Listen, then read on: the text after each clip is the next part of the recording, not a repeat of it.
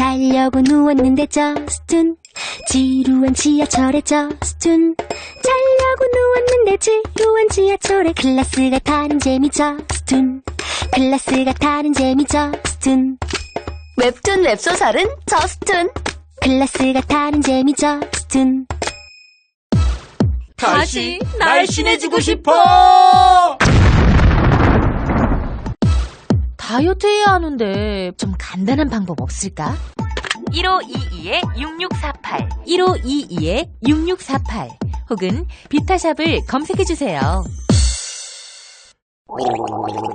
엄마! 가글 했는데 입에서 뭐가 나왔어! 그거 올리덴탈 체크가글이라 그런겨. 지금 쓰고 있는 가글 사용 후 확인해 보셨나요? 무색소, 무알콜, 무계면 활성제의 올리덴탈 체크가글은 쉽게 나온 입안의 이물질을 눈으로 확인할 수 있습니다. 딴지마켓에서 판매 중입니다. 한글도 남보다 빨리 깨치고 참 똑똑했는데 갈수록 실력이 뒤처지는 것 같아 걱정이에요. 혹시 초등학교 교과서 본 적 있어요? 어려운 어휘가 너무 많아요. 학교에서는 어휘 개념을 하나하나 설명해 줄 시간이 정말 부족하잖아요. 그럼 어떡하죠? 내 아이의 어휘만큼은 내가 책임져야죠. 어휘 공부의 정성. 초등어휘 3천, 초등어휘 5천. 검색창에 초등어휘 3천을 쳐보세요.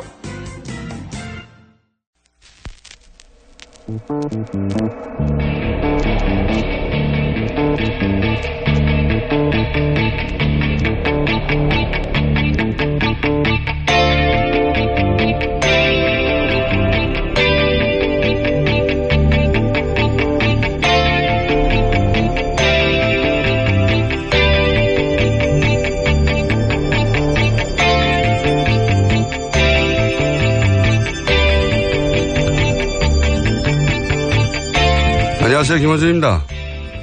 어제 우병우 전 민정수석의 공판에 출석한 장시호 씨는 최순실 지시로 김종 전 차관으로부터 서류를 받아 윤전추 전 행정관에게 전달한 직후 문체부 1차관이 교체됐다고 증언했습니다.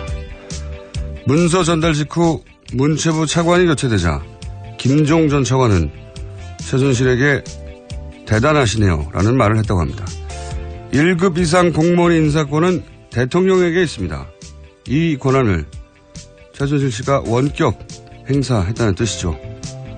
그 외에도 최순실의 독일 금고지기로 알려진 이상화 전 하나은행 본부장, 유재경 미얀마 대사, 서울대병원 서창원 원장, 관세청 관련 인사들, KT, 광고 담당자들 등등 지금까지 정황이 드러난 인사들만 해도 분야를 가리지 않습니다. 법이나 윤리, 상식이나 불문율, 그 어떤 브레이크도 없었습니다. 그런데 이게 전부일까? 연장되지 못한 채 특검이 멈춘 지점에서 과연 얼마나 더 진도가 나갔는가? 우리 사회 최순실의 흔적은 다 밝혀진 것인가? 뉴스공장은 이 질문을 멈추지 않겠습니다. 김호준의 다짐이었습니다.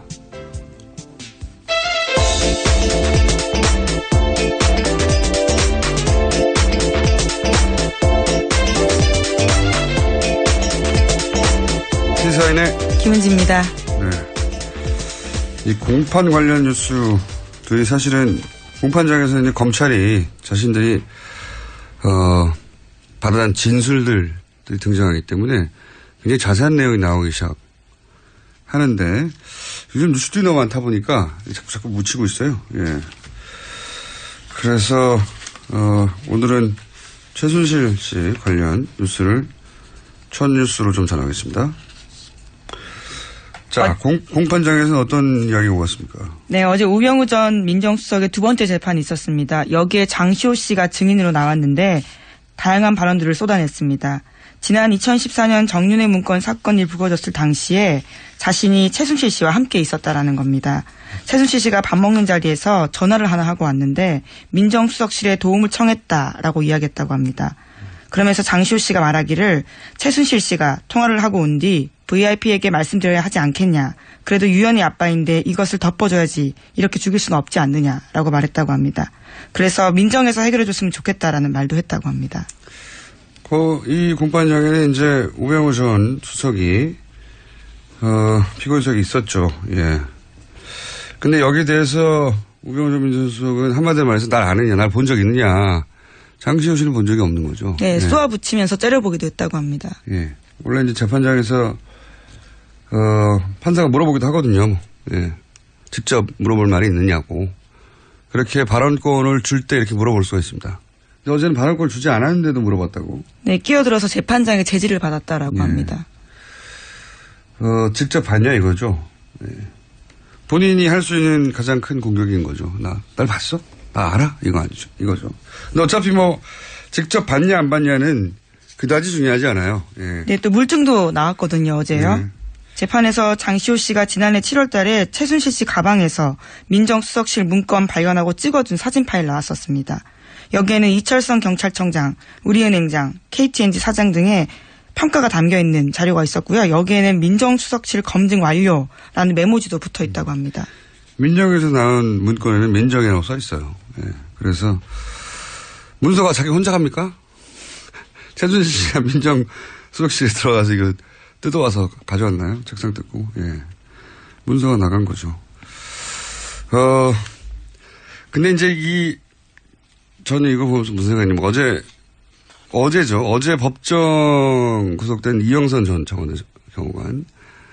예, 최순실. 벌써 그제가 됐습니다. 예, 그제군요. 예. 최순실 씨에게 휴대폰을 몸으로 닦아서 줬던 하도 오래돼가지고 이제요. 예, 그 경호관이요. 근데 이 경호관은 특검이 마지막으로 영장을 청구했던 사람입니다. 특검 종료되면서. 마지막으로 영장을 청구했는데 기각됐죠. 구속 사유가 안 된다고 이제 영장 판사가 판단한 건데, 근데 네, 1심 상당성이 법정은 부족하다 그랬습니다. 그렇죠. 구속과 잘 필요는 뭐 있냐 이거죠. 한마디로 말해서. 근데 1심 법정은 법정에서 바로 구속시켜 버렸어요. 그러니까 그 구속 영장을 기각시킨 판사가 이후에 이제 우병우 민정수석 공판을 보다 생각이 난 거다 다시. 또 기각을 시켰고 정유라 영장도 기각을 시켰죠. 근데 이분이 고영태 영장은 발부를 했어요. 예, 권순우 판사. 주준희 기자는 이제 이런 기각들에 대해서 합리적 의심이 대상이 된다라고 보고 있는 거고, 뭐 정반대로 의혹이 없다. 판사가 법적인 판단을 했을 뿐이다. 이런 시각도 있죠. 근데 또 이런 시각도 추가적으로 있을 수 있다는 생각을 저는 어제 했어요. 뭐냐면 우리가 너무 빨리 안일해진 게 아닌가. 예, 최순실 관련 의혹들은 다 털었고 재판만 이제 하면 되는 그런 수준으로 좀 나이브해진 게 아닌가 이런 생각을 저는 했는데 어제 장시호 씨가 이렇게 말했잖아요. 서류를 주고 차관 인사가 나니까 김정돈 차관이 대단하십니다라고 이제 대단하다고 생각하겠죠. 문서 준 즉시 최순실 씨가 차관이 바뀌었으니까요. 차관이 바뀌니까요. 1급 이상은 대통령만 할 수 있는 인사 권한인데 최순실 찍으면 바뀌는 거 아닙니까? 그걸 눈앞에서 본 거죠. 대단합니다 하고 그리고 그 모습을 상상해 보면 최순실 씨가 얼마나 흐뭇하고 뿌듯하게 웃었을까 그 앞에서 생각을 할 수 있는데 상상해 볼 수 있죠. 그래서 저는 최순실 씨가 이런 일이 반복됐을 거 아닙니까? 일종의 권력 중독이지 않았을까. 누구든지 자기가 말하면 날릴 수 있고 혹은 임명할 수 있고 그런데 그로 인해서 책임을 아무것도 질 필요가 없어요. 얼마나 신나요. 동시에 그거 때문에 자기한테 인사청탁을 했거나 또는 그걸 본 사람들이 다 고개를 저어야 될 거 아닙니까? 심각한 권력 중독이기 때문에 우리가 아는 만큼만 휘둘렀겠냐 이거죠. 네. 저는 훨씬 더 많은 일들이 있었을 것이다. 장시호 씨가 어제 이런 이야기도 해서 눈에 좀 띄었는데요. 이모가 항상 서로 개인 생활까지 다 알고 있어서 대통령이 나에게 약점을 잡혔다고 말했고 VIP가 나를 어려워한다 이런 주장을 했다고 합니다. 최순실 씨가 그렇게 생각하고 실제 권력도 휘두르는 정황이 굉장히 많고 그런 정도의 권력 중독이었다면 저질렀던 일들 밝혀지지 않는 것들이 아직도 많을 것 같다. 그 과정에서 얻어낸 이익권이나 그 이익권으로 얻은 실질적인 이익이 또 해외로 빠져나간 그런 은닉 자산들 굉장히 많을 것 같다. 꼭 다시 찾아야 된다 이건. 다시 한번 다짐을 했습니다. 이런 식으로는 절대 성공할 수 없다는 사례를 꼭 남겨야지 되지 않겠나. 자, 그래서 저희가 오늘부터 다시 은닉재산 추적 프로그램을 시작합니다. 자, 다음 순요. 네, 어제 박근혜 전 대통령이 검찰에서 한 이야기도 잠깐 뉴스에 나왔었는데요. 최순실 씨와의 관계는 완전 소설이고 자기도 관련 뉴스 보고 놀라움의 연속이었다. 이런 이야기를 했다고 합니다. 게다가 정유현에 대해서는 이름 자체가 머릿속에 있지도 않다라고도 부인했다고 합니다. 박근혜 전 대통령이. 예. 네. 하지만 정유라 씨는 지난번에 들어와서 크리스마스 때도 통화했고 1월 1일에도 통화했었다고 밝힌 바가 있습니다. 누군지 모르고 통화했나 보죠. 이름 자체가 머리에 없다는 거 보니까. 모든 걸 다 부인하니까요. 자, 다음 순요. 네, 국민의당 관련된 소식입니다. 이유미 씨와 이준서 전 국민의당 최고위원이 대선 하루 전인 5월 8일 나눈 카카오톡 내용이 공개됐습니다. 카카오톡에서 이유미 씨는 사실대로 모든 걸 말하면 국민의당은 망하는 거라고 해서 아무 말도 못하겠다라고 이야기했고요. 이준서 전 최고위원은 사실대로라면 무엇을 말하는 것이냐고 물었습니다. 그러자 이유미 씨는 개인 간에 가볍게 나눈 대화다라면서 판스스 스쿨 동료와의 이야기를 이런 식으로 평가했습니다. 저는 이제 어제도 말씀드렸지만 이 카톡은 고소고발 상태에서 증거가 될 수 있다는 걸 둘 다 인지한 상태의 대화다. 그러니까 그냥 그대로 보면 안 되고 그걸 염두에 두고 봐야 된다. 이제 이유미 씨는 나는 사실대로 말하자고 했다는 알리바이를 남기는 문자일 수도 있고요. 예, 단순히 걱정이 아니라. 걱정이 있다 하더라도 동시에 알리바이를 남깁니다. 윤선 씨는 나는 아무것도 모른다는 알리바이를 남기기 위한 문자. 왜냐하면 이게 곧 공개될 수도 있다고 생각하면서 문자를 하는 거라는 거예요. 예, 당시 이미 고소고발이 되어 있던 상태였습니다. 그리고 실제 이 대화가 좀 말이 안 되는 부분이 있어요. 왜 그러냐면 이제 이유미 씨가 사실대로 모든 걸 말하면 국민의당은 망하는 거라고 하셔서 아무 말도 못 하겠어요. 이렇게 얘기했단 말이죠. 이 말은 그 이전에 여러 차례 사실대로 말해야 하는 거 아니냐. 그 사실이 무엇인지는 제쳐두고라도 그런 얘기를 주고받았다는 얘기죠. 서로. 그런데 여기서 이준서 씨의 대답은 마치 처음 듣는다는 듯이 무슨 말이냐고 대묻거든요. 대화가 어색해요. 그렇잖아요. 이 앞에 이미 모든 걸 말하면 망하는 거라고 하셔서 아무 말도 못하고 있다라고 자기 처지를 호소하고 있는데 이준서 씨의 거기에 대한 대답은 무엇을 말하는 거냐고.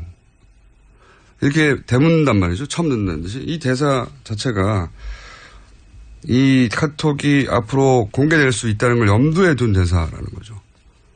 처음 들은 얘기가 아닌 처음 듣는 것처럼 하잖아요. 예. 자, 앞뒤가 안 맞는 대사입니다. 서로. 관련해서 뉴스가 좀 많죠? 예. 네, 국민의당이 관련 폭로를 하기 4일 전인 5월 1일에 이준서 전 최고위원이 또 관련된 내용들을 박지원 당시 대표에게 보냈다고 합니다. 이 전 최고위원은 박 전 대표의 전화기 2대 중 한 대에다가 관련된 화면을 보냈고 통화까지 시도했는데요. 통화는 되지 않았고 재차 메시지를 보냈다라고 합니다. 하지만 박지원 전 대표는 이런 내용은 실제로 보고받지 못했다라고 당 진상조사단에 진술했다고 합니다. 그러니까 이제 당과 연결된 고리들은 없다. 예, 직접 당 최고 지도부하고 연결된 고리는 없다는 얘기인 거죠. 예. 본인 휴대폰이 하도 폭탄 문자가 많이 와서 놓고 다녔다는 거잖아요. 2개가 다른 폰을 있었는데. 썼다라는 예, 취지 이야기인데요. 어쨌거나 한 핸드폰에 메시지가 들어갔다라는 건 사실이라는 거죠. 예, 그럼 비서관이 확인을 했지만 예. 뭐 이 정도 중요하면은 따로 전달하겠지 하고 전달 안 했다는 거고요. 예. 이럴 수도 있습니다. 뭐 실제 이런 일이 있을 수도 있죠. 또는 유선으로 전달했을 수도 있고요. 네. 근데 여기서 중요한 건 어쨌든 당과 연결된 고리는 없다. 이것이 이제 당의 입장인 거죠. 현재까지. 예. 예, 하지만 당 진상조사단에서는 관련된 내용이 삭제됐는지 여부는 분석하지 않았다라고 밝히고 있습니다. 분석할 수가 없겠죠. 네. 이건 뭐 수사기관에서 해야 되지. 통신영장 받아서. 이용주 의원도 뭐 녹취를 사전에 들어보진 못했다고 하고, 당 지도부들은 이 사안이 이렇게, 기자회견 하기 전에는 허술한지도 몰랐고, 그리고 이걸 그렇게 활용할 줄도 몰랐다, 최고 지도부에서는. 그런데 이 내용은 며칠 동안 한 30번 이상, 네, 논평되고 막 하고 계속 했거든요. 공격적으로. 난리가 났었는데 당 지도부는 사전에 인지하지 못했다. 예, 하지만 당 논평으로요. 국민의당은 한 사람의 제보를 가지고 기자회견을 할 정도로 무모하지 않다. 이렇게 5월 7일 낸 적이 있거든요. 그렇죠. 예. 그러니까 앞뒤가 안 맞긴 한데. 자, 현재까지는 그렇습니다. 다음 뉴스는요? 네, 어제 이유미 씨에 대한 구속영장 발부됐습니다. 법원은 이 씨의 범죄 사실이 충분히 소명됐고 사안이 중대해서 도주와 증거인멸의 우려가 있다고 밝혔습니다. 또 이준서 전 최고위원은 이미 피해자 신분으로 전환됐고 혐의도 이유미 씨와 같은 공직선거법상 허위사실 유포입니다. 그러니까요. 예. 근데 이제 이게 사전에 인지했는지 여부를 밝혀주는 내용은 현재까지는 아니에요. 예. 허위 사실을 유포하는 거는 사실이기 때문에, 예. 그래서 피의자가 된 것인지 아니면은 공모의 정황이 드러났는지는 지금 알 수가 없죠. 예. 어쨌든 그 카톡이 앞뒤가 안 맞는다는 얘기를 왜 아무도 안 하는지 잘난 척을 한번 하면서 다시 다음 뉴스를 다뤄봅시다. 네, 이준서 전 최고위원과 이유미 씨가 지난 주말에 안철수 전 대표 쪽과 접촉하려 한 정황이 포착됐다고 합니다. 이준서 전 최고위원은 실제로 안 전 대표를 만났다라고 하는데요. 두 사람은 지난 23일에 카카오톡 나누면서 이러한 대화를 했습니다. 이유미 씨가 안 전 대표와 직접 연락이 닿지 않느냐라고 이준서 전 최고위원에게 물었고요. 당시는 검찰 소환을 앞두고 당 안팎으로 이유미 씨가 구명을 할 때였습니다. 그리고 그 다음날 이준서 전 최고위원이 안철수 전 대표를 만났습니다. 그 자리에서 이 전 최고위원은 이유미 씨의 요청으로 안 전 대표를 5분간 독대했지만 고소고발 치하 문제만 이야기했다고 밝혔습니다. 독대에서 무슨 말을 했는지는 지금 본인들이 말하는 정도밖에 파악할 수가 없죠. 네, 고소고발권 취해야 된다고. 여기서 제가 주목하는 대목은 이거예요. 안철수 전 대표와 연락하기 위해서 이준서 전 최고위원이 물어본 사람은 이유미 씨라는 겁니다. 네. 이 대목을 짚자는데, 당내에 많은 사람들이 있잖아요. 본인 최고위원이잖아요. 예. 다른 국회의원들이 아니라 이유미 씨한테 물었다는 거고, 이유미 씨가 안철수 전 대표 측과 가깝다는 걸 아는 거죠, 충분히. 예. 직접 연락되지 않느냐고 말할 정도로. 그렇게 생각할 수밖에 없는 게 이유미 씨의 이제 과거 이야기를 계속했지만, 좀 더 구체적으로 얘기하면 청춘 콘서트 때 실무자였어요. 청춘 콘서트 관련해서 전화를 해서 뭔가를 어레인지하려면 이유미 씨가 받았습니다. 당시에 청춘 콘서트 측에 연락했던 적이 있는 분들은 전화번호를 확인해 보세요. 이유미 씨 전화번호가 있습니다. 자, 가까웠다는 거죠. 자, 다음 뉴스는요. 네, 문재인 대통령은 어제 기내 간담회 가졌습니다. 거기서 2단계 북핵 해법을 다시 한번 강조했는데요. 핵 동결은 대화의 입구고 그 다음에 그 대화의 출구는 완전한 핵폐기다라고 밝혔습니다. 문 대통령은 북핵 동결 단계에서 검증이 확실히 되지 않으면 다음 단계로 넘어갈 수 없다고 강조했습니다. 네, 언론에서는 2단계 북핵 해법이라고 하는데 당연한 거 아닙니까? 그래서 저는 여기에 이렇게 거창한 이름을 붙일 것까지는 없다. 대화를 하고 나중에는 핵폐기까지 가겠다는 거니까. 뉴스가 아니라고 봅니다. 네, 다음 뉴스는요. 네, 그리고 또 기자간담회에서 한 이야기들이 또 화제가 된 게 있는데요. 연차 휴가 계획 밝혔습니다. 휴가를 언제 간다라는 계획을 세울 수는 없는데 그러나 저는 휴가를 다 사용할 계획입니다. 라고 이야기했는데요. 대통령의 연차 휴가는 21일입니다. 현재 하루 썼기 때문에 20일 남아 있습니다. 네, 별게 다 뉴스가 되네요. 네. 자, 연차휴가를 다 사용할 계획입니다. 뉴스였고요. 다음 뉴스는요.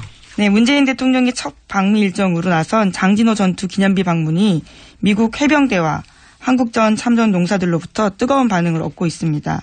미 해병대가 페이스북을 통해서 생중계한 문 대통령의 방미 영상에 댓글이 2,300개가 넘게 달렸습니다. 이건 저도 페이스북에 들어가 봤는데 제가 이제 인문학 전문하고 몇 차례 상징을 잘 다룬다고 했는데 굉장히 상징적인 장소거든요. 유명한 곳도 아니에요. 예. 근데 이제 미군 해병대 입장에서는 해병대 역사에 가장 많은 인원이 한 전투에서 사망했고 그리고 나서는 가장 많은 인원을 또 피난민들을 구출한 작전에 이어지기도 하니까 상징적인 장소예요. 근데 미국이 좋아하는 코드들이 다 있잖아요. 이런 거 참 잘 다뤄요. 그러니까 크게 패전하고 긴박하게 퇴각하다가 엄청난 피난민들을 구출하고 근데 그 피난민의 자손이 성장해서 대통령이 되고 미국에 돌아와서 자신이 자신의 부모를 구한 해병대 그 작전을 기리는 기념비 앞에 쓰고 뭐 이런 연설하고 이게 헐리우드 영화가 잘 써먹는 스토리라인 아닙니까? 미국인들이 굉장히 좋아하는 스토리라인 코드들이 실사판으로 나온 건데 하여튼 누군지 모르겠는데 청와대에서 아주 선수가 있어요. 제가 보기에는. 예. 잘 다룹니다. 이런 건. 그래서 실제 화제가 됐어요. 보니까. 그 화제라는 이야기를 듣고 찾아가 봤더니 페이스북이 미 해병대 페이스북을 누가 보겠습니까? 미 해병대만 보는 거예요. 그냥. 근데 어제는 북적북적 난리가 났더군요. 자. 네, 조회수도 굉장히 많고요. 대부분 미국인들이 그걸 남겼어요. 네, 영어로 댓글이 달려 있습니다. 영어로 남겼다고 다 미국인은 아니죠. 우리도 영어 이름도 잘잖아요. 영어 이름이더라고요. 저 들어가서 봤는데요. 엄청 많이 달리건 맞습니다. 자, 다음 뉴스는요. 네, 문재인 대통령은 미 상원과 하원 지도부를 잇따라 만나서 한미동맹의 중요성을 설명했습니다. 또 사드 문제에 대해서도 이야기를 했는데요. 전 정부의 합의라고 해서 결코 가볍게 여기지 않겠다고 여러 차례 공언해 왔다고 이야기했습니다. 그러나 문재인 대통령은 한국이 미국과 같은 민주주의 국가이기 때문에 민주적 절차적 정당성은 꼭 필요하다라고 강조했는데요. 또 괌기지 사드 배치 시 환경 영향 평가 실시했던 것도 언급했다고 합니다. 뭐 이런 기본적인 논리를 세우고 간 거죠. 예. 사실 여기다가 할 말은 없잖아요. 예. 한국도 미국처럼 민주국가여서 절차가 필요하다는데 뭐라고 합니까? 예. 기본 입장은 당연한 거라고 저는 봅니다. 자, 다음 뉴스는요. 이명박 전 대통령이 어제 박근혜 전 대통령이 잘했으면 참 좋았을 텐데 박 전 대통령 때문에 보수가 큰일 났다. 다 없어져 버렸다라고 말했다고 합니다. 요거는 좀 번역을 해야 돼요. 보수가 큰일 났다가 아니라 본인이 큰일 났다로 본인이 큰일 났다라고 생각하는 것 같다. 네. 네, 어제 바른정당 이해운 대표 예방했을 때 이런 취지의 이야기를 했다고 하는데요. 네. 이 전 대통령은 이명박 정부 내각 인사들을 두고 세무조사가 진행되고 권력기관을 동원한 조사가 진행돼서 너무나 미안했다. 그렇게 털어도 문제되는 사람이 없지 않느냐라고 박근혜 정부 당시에 이야기를 또 했다고 합니다. 자, 뭐 다른 거는 본인도 고생했다 뭐 이런 얘기고 보수가 큰일 났다 다 없어져 버렸다가 아니라 내가 큰일 났다 나를 보호해줄 보수들이 무너졌다 이런 이야기로 저는 해석이 됩니다. 저는 그렇게 해석이 됩니다. 자, 뉴스 한두 개 정도 짚고 넘어갈 수 있습니다. 네, 자유한국당 전당대회 당대표 선거 계속 치러지고 있습니다. 28일에는 TV조선이 주최한 방송 토론회에 있었는데요. 거기서도 원유철 후보와 홍준표 후보가 말을 주고받았습니다. 홍 후보가 원 후보를 향해서 옴두꺼비 같은 행동한다라고 이야기를 했는데요. 원 후보가 타인 의견 존중하지 않고 막말하고 비아냥거리면 보수정치 괴멸시킨다라고 이야기하자 그에 대해서 맞받은 겁니다. 네. 두 분이 이런 공방을 많이 하네요. 예. 그리고 이제 사탕을 건넸더니 뭐라고 그랬다고요? 사탕 안에 뭐가 들어있을 줄 알고라고 하면서 거절했다고 합니다. 홍준표 후보가요. 원유철 후보가 전해주니까. 사탕 하나 드시죠라고 이제 제스처를 했더니 거기 뭐가 들은 줄 알고. 예. 네, 목에 좋다면서 건넸는데요. 의심의 눈빛을 보냈다는 거죠. 실제 의심이 했겠어요. 그냥 대받아 친 거죠 그렇게. 예. 재밌는 설정입니다. 자, 여기까지 하겠습니다. 시사인의 김은지였습니다. 감사합니다. 아무도 묻지도 따지지도 않고 가입하셨다고요? 보험은 너무 어려워요. 걱정 마십시오. 마이보험 체크가 도와드립니다. 1800-7917 마이보험 체크로 지금 전화주세요. 1800-7917 이미 가입한 보험이나 신규 보험도 가장 좋은 조건을 체크해서 찾아드립니다. 인터넷 한글 주소 마이보험.com 또는 카카오톡에서 아이디 검색 마이보험을 친구 추가하여 상담하실 수 있습니다. 모닝똥? 제겐 사치였죠. 내가 토끼인지 토끼똥이 나인지 내가 변을 본 것인지 변을 당한 것인지 나는 바나나이고 싶다. 간혹 구렁이이고도 싶다.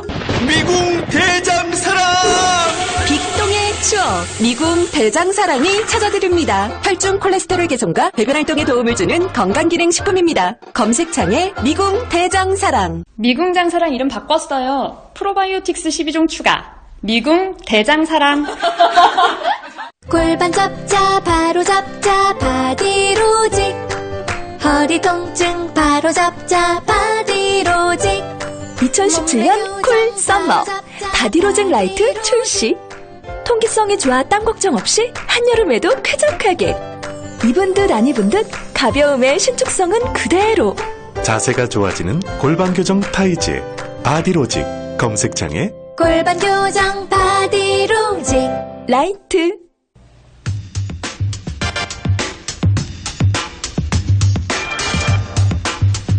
자, 현재 대통령과 함께 미국을 방문하고 있는 더불어민주당 안민석 의원 저희가 잠시 연결해 보겠습니다. 의원님? 네, 공장장님. 네, 거기서 주로 어떤 활동하셨습니까? 구체적으로 말씀드린 거는 좀 곤란하지만요.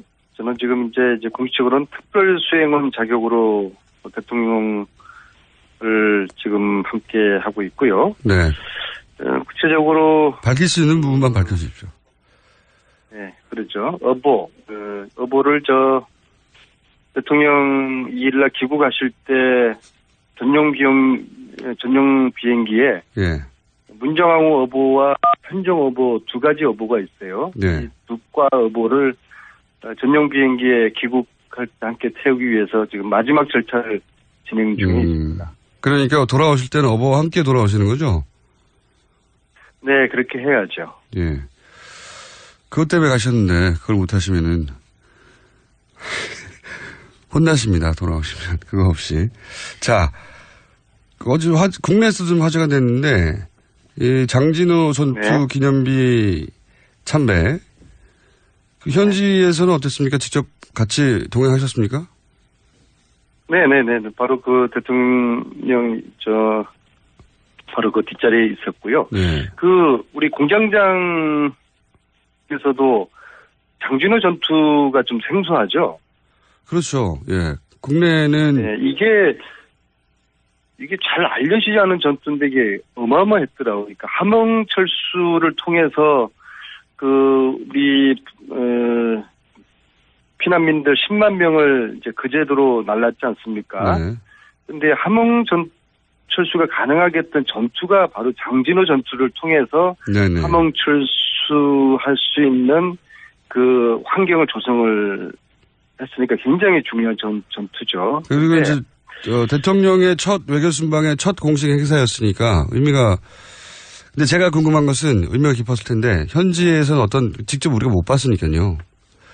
반응이 어땠냐? 우리가 이제 대통령께서 대한민국을 지켜준 미국에 대한 감사의 의미로 거기를 들렀던 것이고 특히 함흥철수 피난민의 아들로 태어난 대통령에게는 이제 남다른 의미가 있지 않겠습니까? 네, 그거는 다 보도됐는데 제가 궁금한 거는 현지의 반응은요.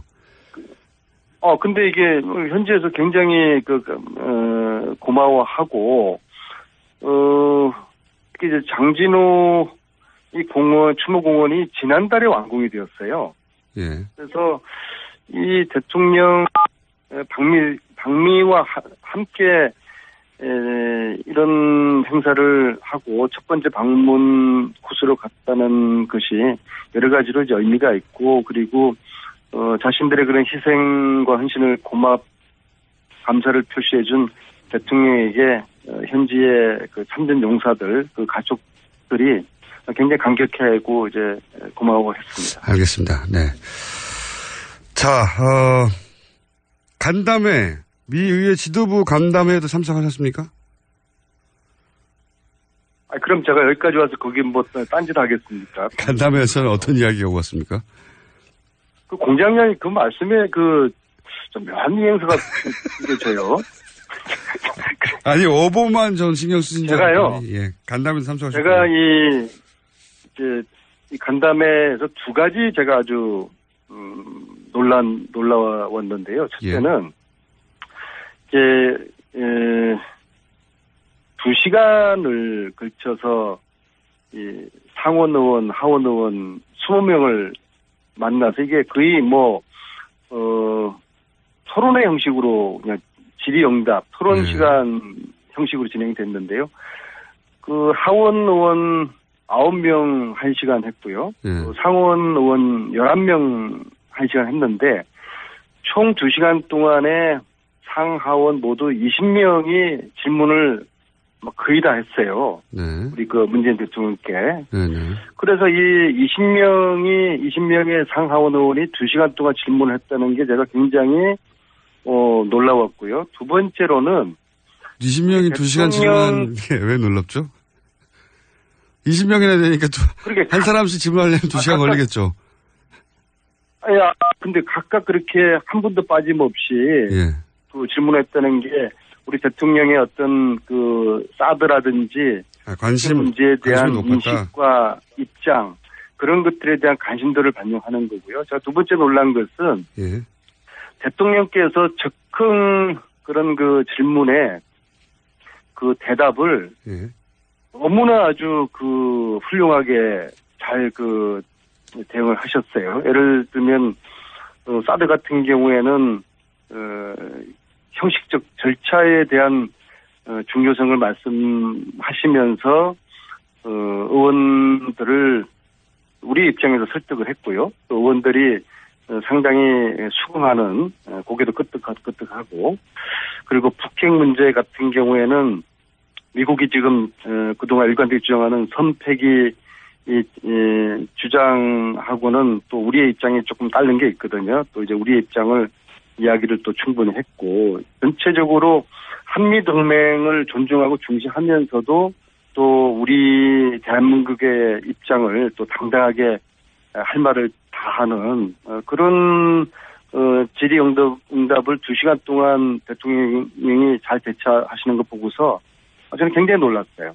그 어떤 대통령의 순발력과 답변 내용과 수준에 정말 저는 굉장히 놀랐어요. 알겠습니다. 지금 김현정 뉴스쇼 CBS 뉴스쇼에도 안민석 의원 인터뷰가 나오고 있다는 제보가 계속 들어오고 있기 때문에 분신술을 사용하시는 겁니까? 아니면 그거는 제가 녹음을 했어요. 3원 중계를 하시는 겁니까?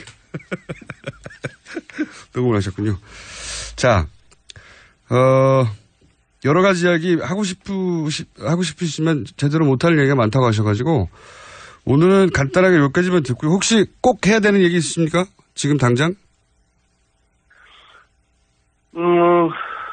제가 여기 이제 수행원 자격으로 왔기 때문에 이제 내일 정상회담을 앞두고 제가 지금 말을 극도로 아껴야 되는 그런 그러니까요. 하고 싶은 말을 제대로 못하는 것. 그리고 제가 말을 이렇게 하게 되면은 내일 회담 앞두고 혹시라도 이제 우리의 또 어떤 전략이나 카드가 노출될 수도 있기 때문에 그것은 우리 그 뉴스공장 청취자들께서 그렇게 이해를 좀 해주시기 바라겠습니다. 알겠습니다. 돌아오시면 자세한 이야기 듣도록 하겠습니다. 감사합니다. 네, 수고하세요. 네. 더불어민주당 안민석 의원이었습니다.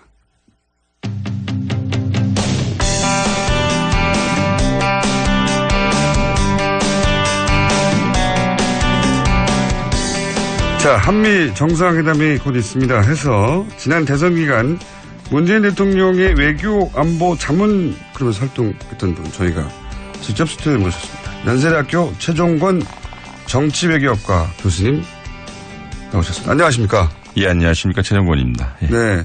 저희는 이제 프로필만 보고 나이가 굉장히 많으신 분일 줄로 생각했으나 예. 굉장히 젊으시군요. 40은 넘었어요, 그래도. 어떻게 이렇게 교수 자리에 올라가셨어요? 예, 훌륭하신 분입니다. 아닙니다. 고맙습니다. 근데 이제 한미동맹에서 어떤 이야기가 오갈지는 사실, 우린 모르죠. 예. 우린 모르고, 저는 외교안보 자문그룹에서 활동하셨다고 하셔서, 그리고 최근에 한미동맹이 큰일 났다 하는, 네. 문특보, 미국 발언들 가지고 우리 언론이 크게 보도를 했고, 거기에 인용된 사람들, CSIS의 마이클 그린이라든가, 이런 분들이 미국에서 그런 말을 했다. 우리 큰일 난 거 아니냐. 한미동맹 끝장났다. 이런 보도가 엄청나게 쏟아졌잖아요. 그래서 제가 저 혼자 이제 얕은 지식으로 그렇게 거론된 전문가들이, 예를 들면 마이클 그린은 대단히 일본 편향이다. 일본의 관점을 대변한 발언들인데, 그걸 가지고 우리가 이렇게 난리치는 거는 너무 오버하는 거고, 모르면 바보고, 알고 그러면 나쁜 거다. 이런 맥락으로 짧게 브리핑을 해왔는데, 이제 전문가를 직접 모시고, 우리가 이제 미국에서 돌려오는 소식들을 어떻게 걸러서 들어야 되는지, 그 얘기를 좀 해보고 싶습니다. 예. 뭐 지금도 계속해서 미국에서 누가 한마디만 하면 이게 이제 코미디를 따서 우리는 그 사람이 누군지 잘 모르니까. 그렇죠. 예. 마치 한국에 대해서 너무나 잘 아는 어떤 사람이 한국의 정책을 이 사람 말대로 결정할 것만 같은 사람이 이런 말을 했다고 네. 한두 줄 보도하면서 막 난리가 나거든요. 네네. 자, 전문가로서 그게 그럴 일이 아니다라는 걸 좀 설명해 주십시오. 예.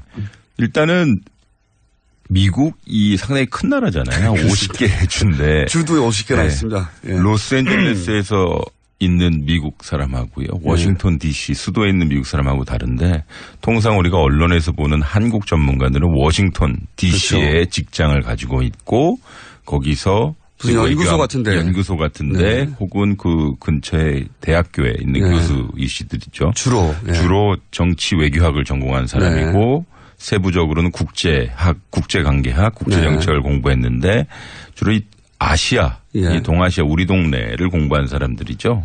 근데 전체적으로 보면 미국 전체적으로 보면 이 사람들이 첫 번째 우리가 가져야 될 의문이 미국의 전체 의견을 반영하느냐. 그리고 두 번째 미국이 한국에 대해서 어떤 통합된 의견을 가지고 있겠는가. 그리고 세 번째는 정말 이 사람들이 아침에 눈 뜨고 나서 잘 때까지 매일 한국만 바라보는가. 사실 이 한국 전문가들 미국에 있는 한국 전문가들이 가장 큰 문제점이 뭐냐면요. 한국만 전공하면 직장을 못 잡아요.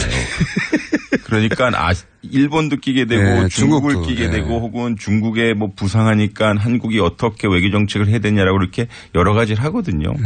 근데 이 사람들 상당히 학문적으로 훌륭한 분들도 계시죠. 근데 늘 나온다는 것에 문제가 있어요.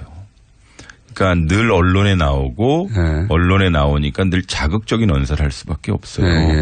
그러니까 그러니까 한반도에서 어떤 상황이 발생한다면 즉 북한이 미사일을 쐈다 혹은 북한이 도발을 했다 혹은 한미 간에 여러 이견이 생겼다라고 하면 좀 주로 극단적인 발언을 많이 해요. 그래야 계속 코멘트가 따지니까. 이를테면 북한이 미사일 쐈다 그러면 우리가 가장 필요한 정보는 어떠한 의도를 가지고 쐈겠는가 그리고 왜 지금 쐈겠는가라고 하는 것이 중요한데 이거는 일종의 유추거든요. 그렇죠. 우리 서울에 있는 전문가들도 무슨 고급 정보를 받아서가 아니라 북한이 쐈다? 그러면 우리가 이거 아니겠어? 이거 아니겠어? 유추를 하는데 우리가 그렇게 얘기하면 또 우리나라에서도 진보적인 분이 계시고 보수적인 분이 계시는데 당연히 이분들이 주로 보수적인 분들의 의견을 주로 들어요. 왜냐하면 한국의 주요 언론들이 이분들의 내용을 많이 픽업하거든요. 그러니까 뭐 국가기관 통신사라고 하는 연합뉴스에서 나오거나 아니면 우리 주요 언론사에 나왔던 이야기가 영어로 번역이 되면서 이 사람들이 그걸 읽어요. 그럼 이게 마치 한국의 전체 의견이건처럼 혹은 그것이 팩트인 것처럼 얘기하고 그것을 미국의 주요 언론에 이야기하면 또 우리 한국 언론이 또 그걸 또 받아요. 그럼 이게 미국의 의견이 되는 것뿐만 아니라 팩트가 될 가능성이 많아요. 그러니까 쿠션 맞고 돌아오는 한국의 의견이. 또 우리나라도 제 의견이 예를 들어서 전문가로서의 제 의견이 대한민국 정부의 정책은 아니잖아요. 그렇죠. 근데 우리는 그거를 보고 미국의 자세가 혹은 의견이 한국에 대해서 상당히 우려하고 있다. 혹은 한미동맹에서 무슨 문제가 있으면 미국이 상당히 불만을 가지고 있다라고 매우 과도한 일반화를 하죠. 그런데 주요 등장하는 분들이 매우 한정적이고 두 번째는 그분들이 한 번도 자기는 모른다. I don't know라고 얘기한 적이 없어요. 그러면 전화가 안 오잖아요. 그리고 그 전화번호를 결국 언론에 나오니까 기자들이 돌리게 되고요. 그쵸. 서로. 제가 이제 뭐 통일부의 고위 관계자 혹은 뭐 외교부 이런 분들의 얘기를 들어보면 이런 일을 오래 하신 분들 얘기를 들어보면 그런 얘기를 하시더라고요.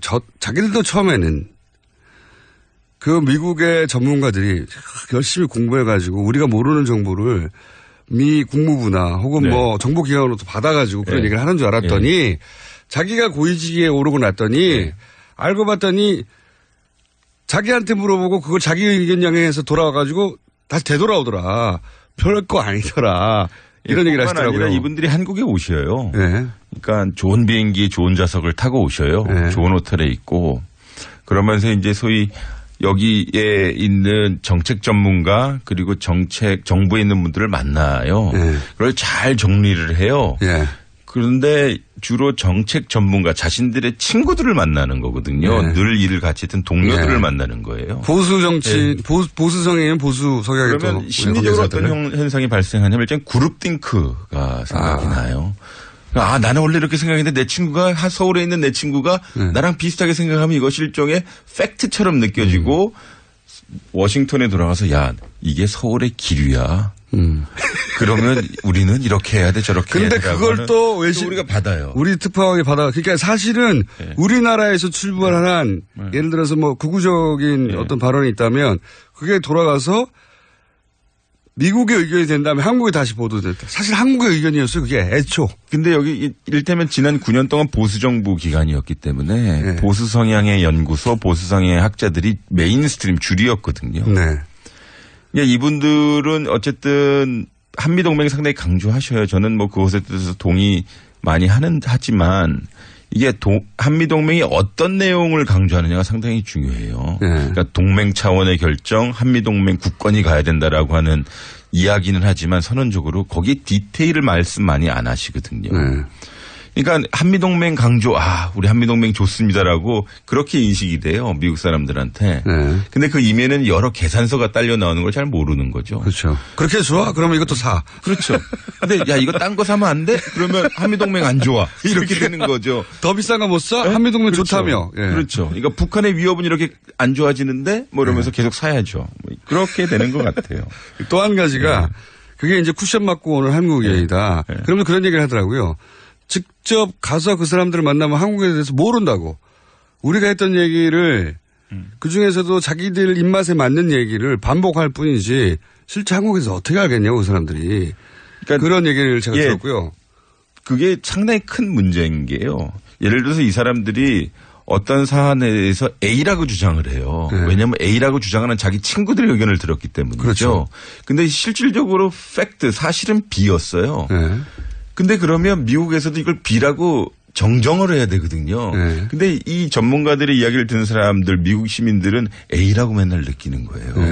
그러니까 예를 들어서 진보 정부 시기라고 했던 노무현 정부 시기에는 한미동맹 안 좋았어라는 얘기를 했는데 사실상 동맹이라고 하는 것은 과정도 중요하지만 결과, 성적표가 중요하거든요. 그러니까 이론적인 측면에서 동맹이 가장 완벽하고 가장 강하다라고 얘기했을 때 내 동맹이 다른 나라에서 전쟁이 있었을 때 내가 도와주는 거예요. 그렇죠. 그럼 우리는 이라크에 파병을 했거든요. 근데 이라크에 우리가 미국, 영국 다음으로 가장 큰 숫자의 지상군을 파병했습니다.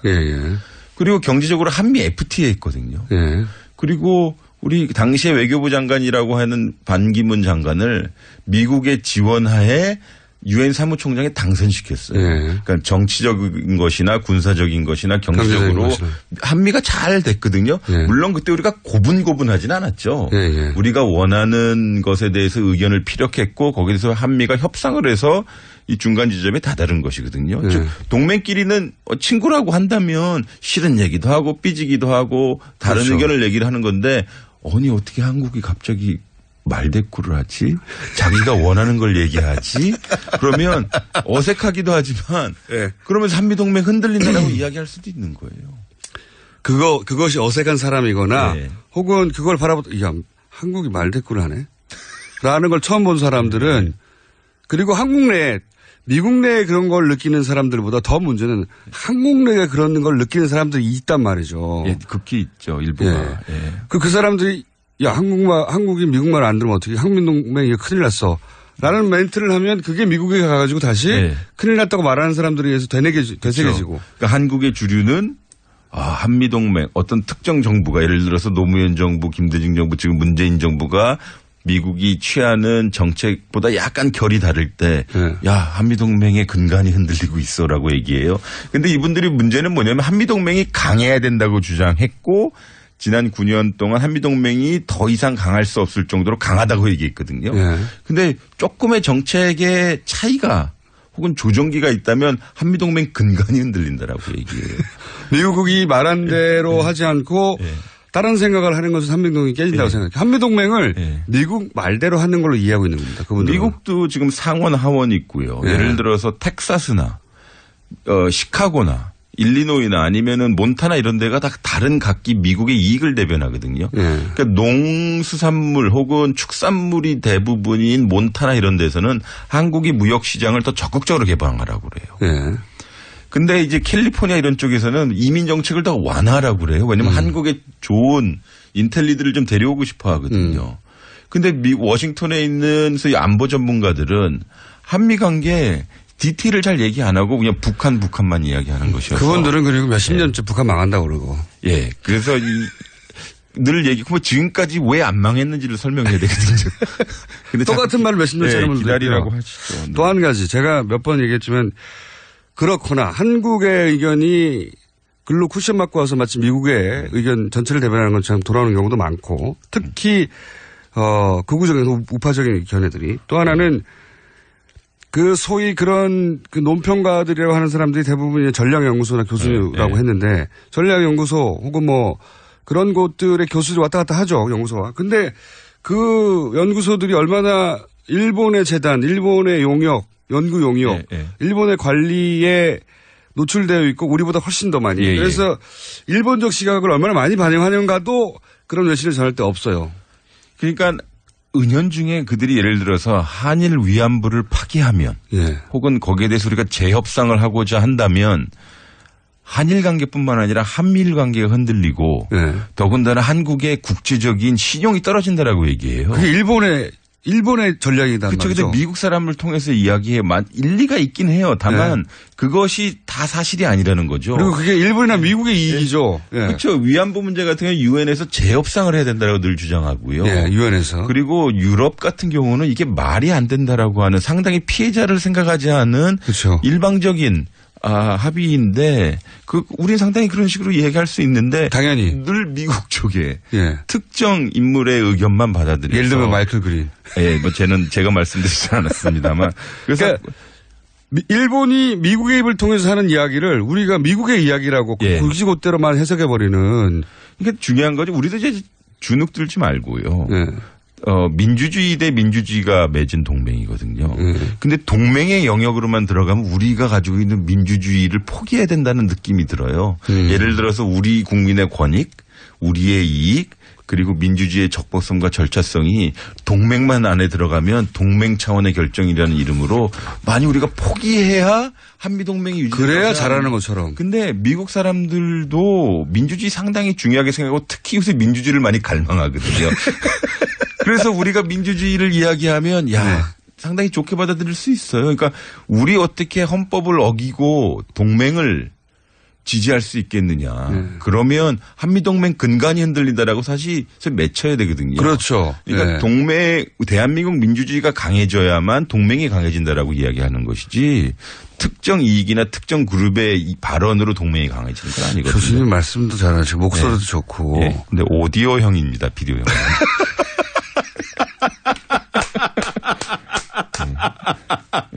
고맙습니다. 동의! 풍채도 좋으시고, 풍채가 저랑 비슷하다고 생각하시면 되고요.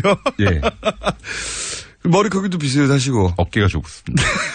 어깨가 좋습니다.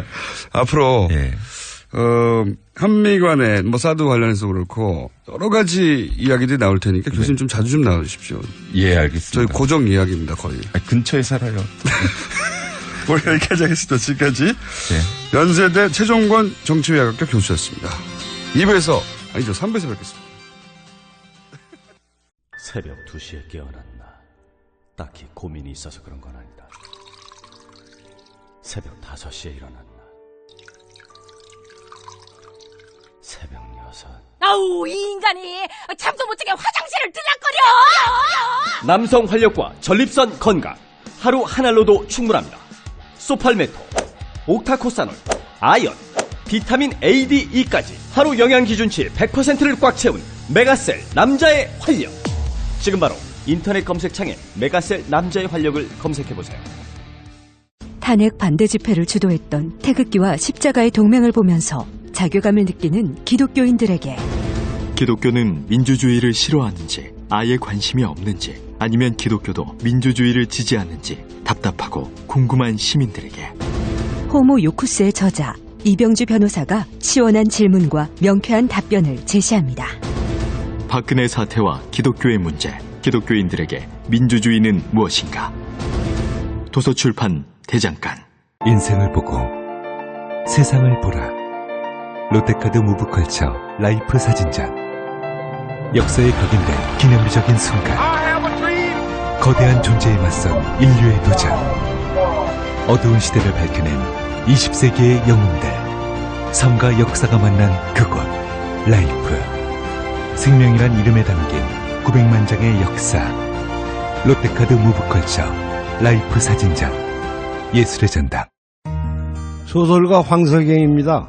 2월 항쟁 30년이 되는 6월 10일 저 황석영이 마침내 출감합니다. 시간의 감옥, 언어의 감옥, 분단된 한반도라는 감옥에서 저는 언제나 자유를 갈망해왔습니다. 금기의 억압이 있다면 작가는 그것을 깨트리고 확인해야만 합니다. 역사를 바꿔낸 위대한 시민들께 제 이야기를 바칩니다. 황석영 자전 수인 문학동네.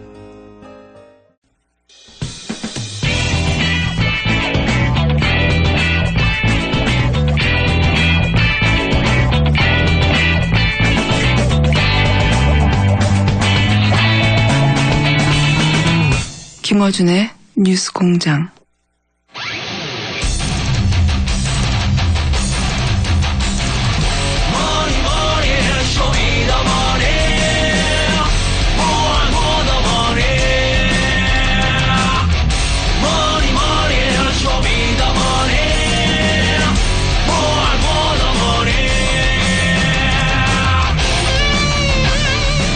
저희가 야심차게 서로 준비한 코너입니다. 쇼미더머니. 네. 내게 돈을 보여줘. 자, 이 코너는 말이죠. 최순실 일가의 은닉 재산이 있을 수 있다. 있을 것이다. 있는 게 거의 틀림없다고 추정된다라는 전제를 갖고 이 재산을 저희가 지속적으로 찾아가는 시간입니다. 이 쇼미더머니 코너에 앞으로 계속 메인 게스트로 나오실 분을 소개해드리겠습니다. 안원구 전 대구지방국세청장님 나오셨습니다. 안녕하십니까? 예, 안녕하세요. 각오를 좀 말씀해 주십시오. 각오. 앞으로 이 코너를 어떻게 운영해 가실 생각이신지, 무엇을 어떻게 하실 생각이신지. 제일 중요한 거는 우리 국민들의 관심이죠. 이 국민들이 도와주셔야만 이 코너가 성공할 수도 있습니다. 그거는 각오가 아니고 당부 이런 거 아닙니까? 본인의 각오. 예. 지금 한 7개월째 하고 있는데요. 저희들이 이미 이 재산을 완전히 모조리 다 찾을 때까지 하여튼 최선을 다해서 모조리다. 더 이상 없는 것 같다라고 하는 순간까지. 그렇습니다. 네. 모조리 다 찾겠다는 각오. 이게 이제 그런데 워낙 힘드니까 그죠? 물론 큰 줄거리는 계속 직접 찾아가시겠지만은 제보도 필요하고 그죠? 네. 검찰만으로 이게 될까요? 검찰만으로는 절대 어렵다고 봅니다. 그리고 왜 어렵다고 생각하시는지, 그리고 그렇기 때문에 이제 저희가 이 코너를 마련했거든요. 검찰만으로는 어려울 것이다. 왜 어렵다고 생각하십니까? 검찰은 이제 수사권을 행사하는 과정에서 그 비사실이 있는 사람들한테 조사를 통해서 그렇죠. 조사를 하죠. 그런데 이 부분들은 대부분 금융과 그 기업들이 연결되어 있고요. 그렇죠.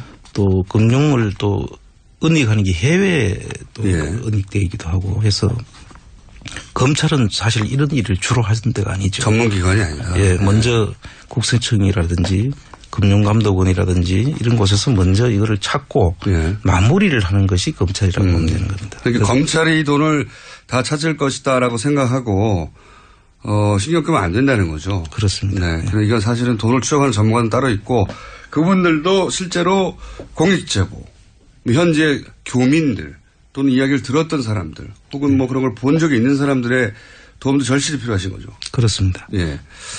자, 그러면 오늘은 이 시간은 앞으로 어떤 일을, 어떤 부분을, 어떤 재산을 추적하게 될지, 큰 틀에서 한번 요약을 해 볼 생각입니다. 이런 얘기를 들어보시고, 저 분야라면, 혹은 저 지역이라면, 나도 듣거나 보거나 한 게 있다 하시는 분들은, 저희 방송이 또, 국제적으로, 많은 분들이 듣고 계시기 때문에,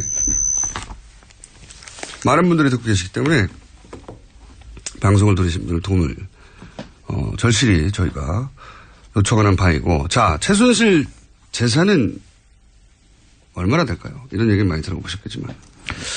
사실 이 최순실 재산이 얼마가 될지에 대한 질문을 많이 받습니다. 그런데 이 질문은 저는 상당히 우문이라고 생각을 합니다. 우문이에요? 지금 현재는 찾고 있는 단계고요. 그리고 부동산이라든지 또 금융 형태로 펀드나 기업의 지분 형태로 들어가 있는 경우에는 이 전체적인 평가가 필요하지 않습니까?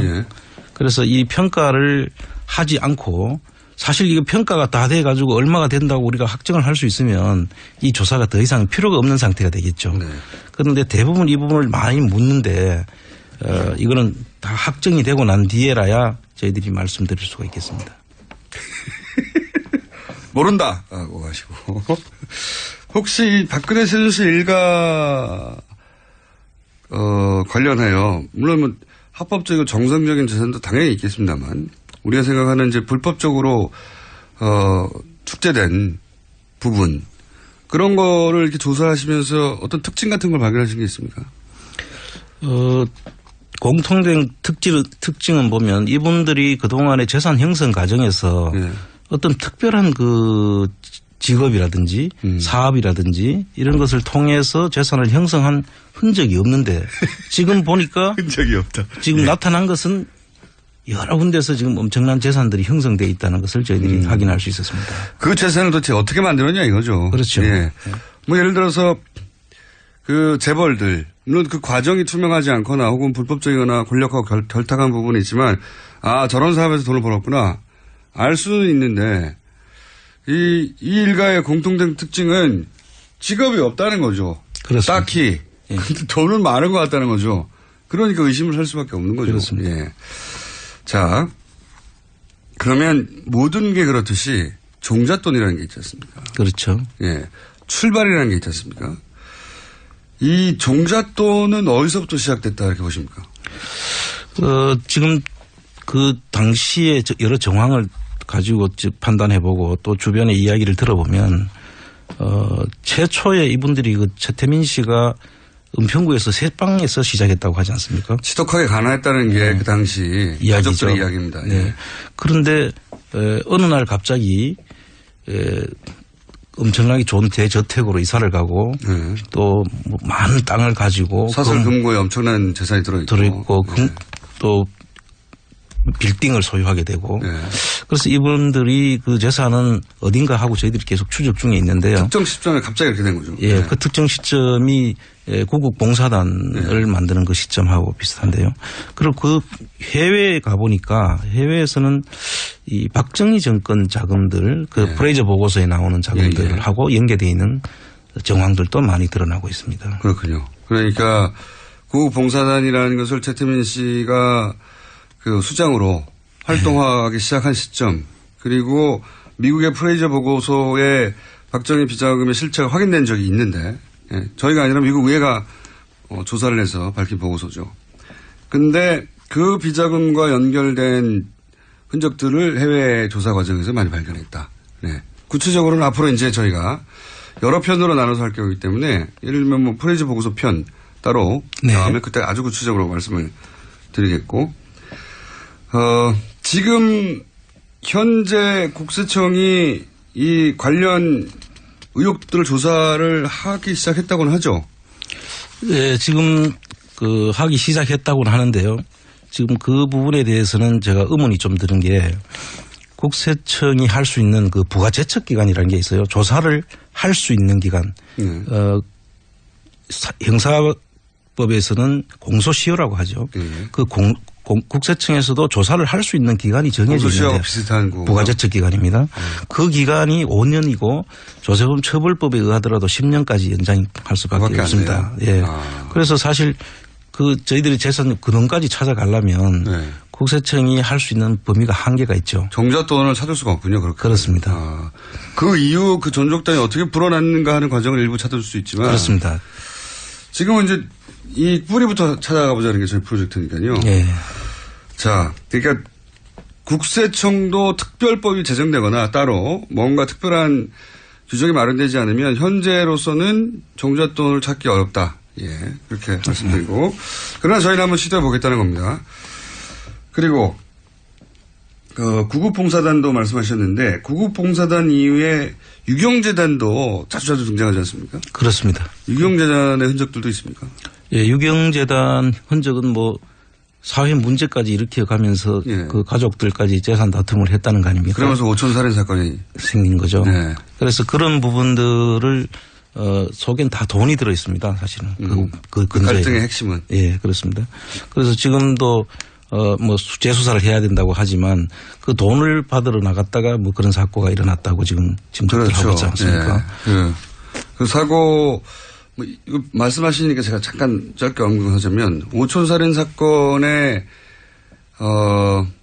공식적인 발표로는 두 사촌 간의 돈 문제로 이제 그런 일이 벌어졌다는 것이고 제가 뭐 주진우 기자가 오랫동안 취재한 바로는 그게 아니라 어떤 돈을 받으려고 하는, 예, 어떤 돈을 받으려고 했던 약속된 과정에서 그 끝에 이런 살인사건이 예, 일어났다고 저희는 알고 있습니다. 네, 저도 그렇게 듣고 있습니다. 예. 뭐 이건, 또 다른 주제니까, 엄청나게 큰 주제니까 다른 코너에서 다뤄보기로 하고 그런 말씀을 하신 거죠. 네, 그렇습니다. 결국 돈 때문에 벌어진 일이다. 자, 그렇게 종잣돈 얘기도 하겠지만 그 이후에 쭉 거의 40여 년간 그 종잣돈이 이제 불려지는 과정이 있지 않습니까? 네. 불려지는 과정. 여기서 이제 해외에 각종 페이퍼 컴퍼니들이 등장하고 뭐 독일이 등장하고 하지 않습니까? 그렇습니다. 요것도 앞으로 다룰 텐데 특히 이 부분은 국내에서 거의 언급이 안 되다가 사실상 안홍구 청장님이 독일을 가서 실제 말로만 듣다가 네. 실제 그 현장도 찾아가 보고 네. 또 그런 페이퍼 컴퍼니도 찾아가 보고 하면서 점점 확신을 하시게 된 거잖아요. 그렇습니다. 이 대목도 좀 설명해 주십시오. 저희들이 이제 독일을 간 게 아마 올해 연초인데요. 네. 참고로 자비로 추적 중이십니다. 이게 무슨 기관이나 예. 또는 뭐 정부나 틀림없이 그럴 것 같다고 생각하시면 아닙니다. 안홍구 청장님은 지금 자비로 이 추적을 하고 있습니다. 네. 돈 좀 필요하십니까? 돈을 찾으면 일부 주는 거 아니에요? 아, 목적이 나왔어요. 목적이. 쇼미더머니의 목적이. 예를 들어 진짜로 한 1조를 찾으면 그중에 일부를 포상금으로 줍니까? 원래 국세청에서? 그것까지는 제가 국세청에서 주는 건 아니고요. 네. 아마 잃어버린 돈을 찾아주면은 일부 보상금으로 주는 걸로 알고는 있습니다. 돈 주고 그랬을 때 주인이 감사. 예, 아무 근거 없는 얘기였습니다. 보상금은. 자, 지금 저희들이 독일을 가서 보니까 페이퍼 컴퍼니를 많이 만들어놨어요. 네. 이제 보통 페이퍼 컴퍼니는 세금을 줄이기 위해서 조세 피난처 같은데 네. 페이퍼 컴퍼니를 만드는데 이분들은 세금 목적보다는 자금을 이전해서 네. 국내에서 숨기기 위해서 간 것 같이 보입니다. 네. 그런 페이퍼 컴퍼니가 한 독일에 한 400개에서 500개 정도. 저희들이 찾은 것만 그렇습니다. 찾은 것만요? 그 뒤에는 엄청나게 더 있을 수도 있죠. 네. 지금 저희들이 한계가 있으니까 네. 저희들이 접근하는 방법은 상당히 우회적으로 접근을 하고 있으니까. 그래서 한 400~500개 정도 저희들이 지금 찾았고요. 그다음 나머지 것들은 뭐 더 있을 걸로 보지만 국내 부분도 또 있습니다. 국내에도 이분들이 가지고 있는 회사의 형태를 보면 대부분의 그 실질적인 회사 운영 형태가 아닙니다. 대부분의 뭐 이름을 계속 바꾼다든지 하면서 그 자금을 은닉하는 데 중점을 둔 그런 형태의 기업들이 저희들이 파악한 게 한 50개에서 국내에 50개요? 예, 한 정도 이름이 있습니다. 그런데 그 이름들은 일부는 이름들이 계속 바뀌기 때문에 네. 어떤 하나의 기업이 몇 번 이렇게 이름을 거쳐서 세탁되는 경우도 있을 수 있고요. 해외에서 세탁하는 방식과 거의 똑같은 방식으로 국내에서 세탁하는 거군요. 유사한 방식입니다. 그런데 해외는 이제 주로 페이퍼 컴퍼니 속에 부동산을 숨겨놓는 형식인데 이 국내에는 주로 금융장난을 치는 과정에서 만들어지는 경우도 많이 있죠. 금융장난이라고 하면 예를 들면은 뭐 저축은행에서 돈을 그 불법 대출을 받는데 그 회사 이름들이 등장을 하거든요. 그럼 불법 대출을 받고 난 다음에 그 회사는 실패하면 저축은행에서 돈을 빌려준 것은 그냥 그 불법 대출로 해서 형사처벌을 하고 말았는데 그 돈을 빌려간 회사는 없어져 버린 거죠. 돈을 받고. 돈이 사라지는 거죠. 그렇죠. 돈이 사라지는 거죠. 그런 식으로. 예를 들면. 예. 그런데 어쨌든 국내에도 대략 50여 개 정도의 일용 회사가 설립된 거는 추적이 어느 정도 됐다. 네. 대단하네요. 그리고 또 뭐 네덜란드 아주 작은 회사가 최순실 일가의 옷 회사에 2천억 투자하고 이 얘기를 한번 했었습니다. 그렇습니다. 예. 다른 나라도 있다면서요? 뭐 이집트에 어쩌고 하는. 예, 이제 이 페이퍼 컴퍼니를 만들어주는 회사가 있습니다. 그 만드는 걸 중개하는 은행이 있고 또 업자들이네요. 예를 들면 뭐 아주 큰 은행입니다. 예를 들어 UBS 같은 스위스 뭐 유니온뱅크 같은 경우입니다. 굉장히 큰 은행이죠. 예, 그런 은행에서 자금을 숨기려고 가면 이러이러한 과정을 거쳐서 페이퍼 컴퍼니를 만들어 오라고 하는데 그거 어디서 잘 만든다. 그런 거죠. 예를 들면 브로커들이 있군요. 예, 파나마에 있는 그 모색 폰세카라는 그런 그 회사는 법률 회사예요. 그런데 그게 전문적으로 이런 페이퍼 컴퍼니를 만들어주는 회사입니다. 브로커 회사군요. 예. 그게 이번에 밝혀진 거죠. 뉴스타파에서 ICIJ에서 탐사 보도에 나온 그 내용들이 일부 밝혀진 겁니다. 그렇군요. 그러니까 그런 페이퍼 회사를 파나마의 전문 브로커를 통해서 만든 다음에 그런 다음에 그 페이퍼 컴퍼니를 통해서 어쨌든 자금을 은닉하는 방식으로. 그렇습니다. 그래서 그거를 이집트 얘기는 뭡니까? 그 이집트는 이제 그러한 그 모색 폰세카는 아닌데 그 유럽에도 그런 회사들이 좀 있습니다. 그 독일에도 있고요. 그 중에서 어디든 업자는 있군요. 예, 다 있습니다. 그래서 그 회사에서 최순실 일가의 그 페이퍼 컴퍼니를 만들어준 사람이 있는데 그 사람하고 연계된 사람이 또 독일의 이태리에 있는 회사께 다시 독일에다 또 독일 지점을 만드는데 그 사람이 관여를 합니다.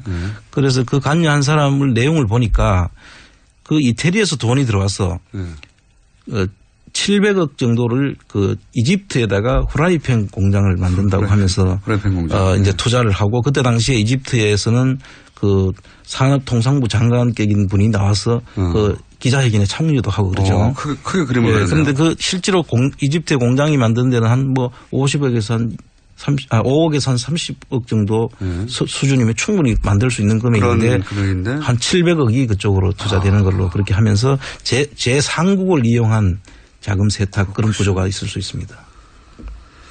전문가의 영역이군요. 그러니까 5억 10억이면 될 일을 700억을 넣었다고 하고 나머지 그러면 690억 정도는 어디론가. 그렇습니다. 네. 훌륭하네요. 네.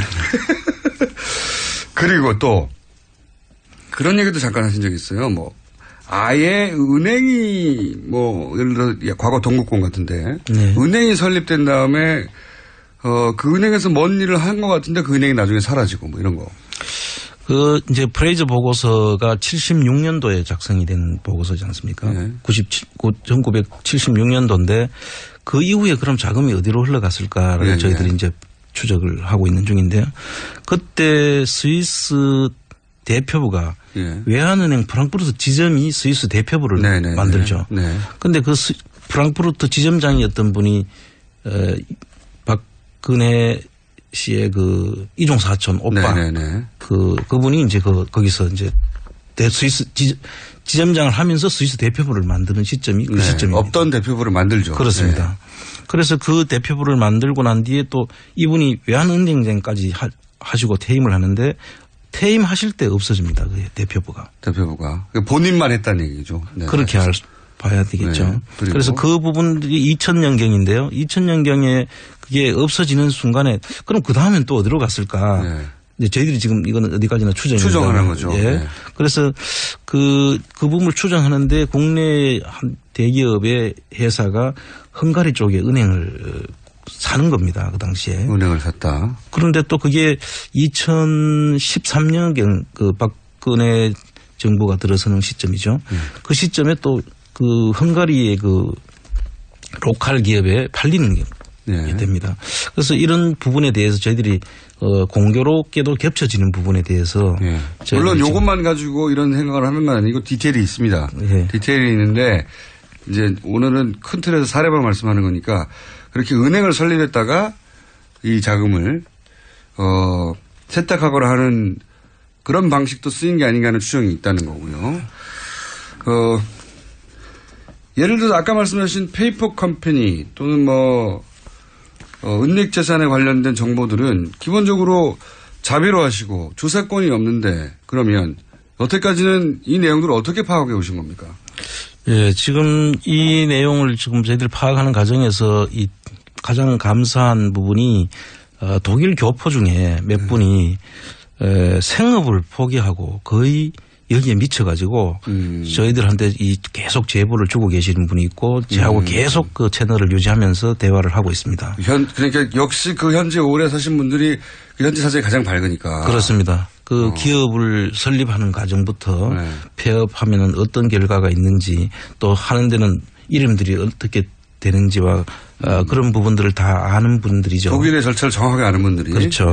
그래서 이런 분들의 헌신적인 도움이 있었고 또 독일에만 있는 그 머니하우스라는 제도가 있습니다. 그 머니하우스 제도를 저희들이 100분 활용을 한 거죠. 머니하우스라는 것은 기업이 설립이 되면 기업 설립을 해서 등기를 하게 되는데요. 그 등기소하고 연결이 돼 가지고 이게 사이트로 만들어져 있습니다. 그 언제 설립을 했고 언제 청산이 되고 그의 주주들은 몇 분이 있고. 우리도 그런 건 있지 않습니까? 그런데 저희들이 그 사이트가 없죠. 아, 그 정보를 공개한다? 아예? 네. 아예 공개를 해서 그 사이트에 들어가면 그걸 확인할 수가 있도록 되어 있습니다. 아, 우리처럼 이게 끊어지면 그 추적이 안 되는 게 아니라 독일 사이트에서는 계속 지속적으로 업데이트하기 때문에 확인해서 따라갈 수가 있군요. 그렇습니다. 지금도 언제 생겼는지 언제 없어졌는지를 다 볼 수 있고. 좋은 제도군요. 예. 그래서 저희들도 이런 제도들은 우리나라도 한번 도입해 볼 필요가 있다. 그러면 기업이 이름을 바꾸거나 세탁을 하거나 주인이 바꾸거나 해도 독일은 아주 쉽게 추적이 가능하다. 예, 추적이 가능합니다. 그 우리나라에는 이런 제도가 없는데 독일에는 최순실 씨가 아마 이걸 몰랐던 것 같아요. 몰랐거나 인터넷이 나오기 전에 시작한 수법이어서. 그렇죠. 네, 인터넷이 나오고 난 다음에 그게 아주 쉬워지면서 이게 이제 꼬리가 잡히기 시작하는 거 아닙니까? 그렇습니다. 안 그랬으면 일일이 그거 다 확인해 봤어야 될 거 아닙니까? 그렇죠. 불가능하죠. 사실상 불가능하죠. 네. 인력으로는. 그렇습니다. 국가 단위에서 몰라도. 그리고 등기부 하나를 띄는데도 돈이 얼마나 듭니까? 불가능하죠. 네. 자비 탐정으로서는 불가능한 일이 인터넷 덕분에. 그리고 이제 또 한 가지 저희가 다룰 부분은 뭐냐면,